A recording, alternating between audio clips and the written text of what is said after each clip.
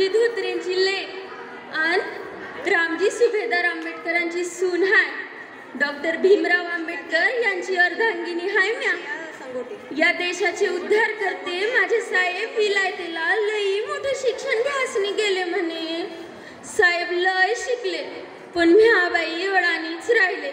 पण मला बी साहेबाच्या खांद्यासनी खांदा लावून लई मोठं व्हायचं आहे आणि मला बी समद्या लोकांसनी सांगायचं आहे मी रमाबाई भीमराव आंबेडकर आहे म्हणून.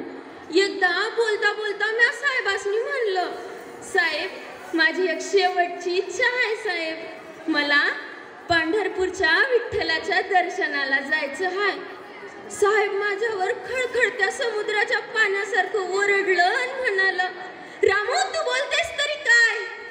म्हणलं काय झालं हो साहेब, तुम्ही तर गेले होते 14 तड्याचा सत्याग्रह करासनी आणि काळाराम मंदिराचा सत्याग्रह करासनी. साहेब मला बोलले 14 तळ्याचा प्रश्न वेगळा होता रामू, मी तिथे गेलो होतो, सर्वांना पाण्यावर समान अधिकार आहे आणि सर्वांना पाणी मिळालंच पाहिजे यासाठी मी गेलो होतो. आणि 14 तळ्याचा प्रश्न हा याचा होता आणि काळाराम मंदिराचा प्रश्न वेगळा होता. तो प्रश्न मानव मुक्तीचा होता, सर्वांना मंदिरात समान प्रवेश मिळावा यासाठी होता. सर्वांना प्रवेश आहे पण आपल्या माणसासारख्या माणसांना तिथे प्रवेश नाही, तिथे तुला जायचे तरी कशाला ग? म्या म्हणलं होय साहेब, तुम्ही जसं म्हणसान तसं साहेब. मग म्या साहेबासनी म्हणलं, साहेब मग मी दर्शन तरी कुठून घेऊ साहेब? साहेब मला म्हणाले, रामू मी तुझ्यासाठी नवं पंढरपूर निर्माण करतो.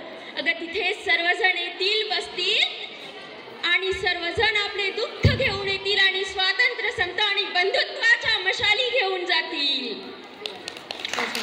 असं नवं पंढरपूर असेल ते. याच्यासाठी मी लवकरच प्रयत्न करेल आणि ते पंढरपूर तुझं असेल रामू, ते पंढरपूर तुझं असेल. तिथे सर्वजण येतील, सर्वजण आपले दुःख घेऊन येतील, स्वातंत्र्य समता आणि बंधुत्वाच्या मशाली घेऊन जातील आणि तिथे फक्त आणि फक्त एकच धर्म असेल, तो म्हणजे मानवता धर्म. ताई तो म्हणजे मानवता धर्म. 2च मिनिटं आहे ताई.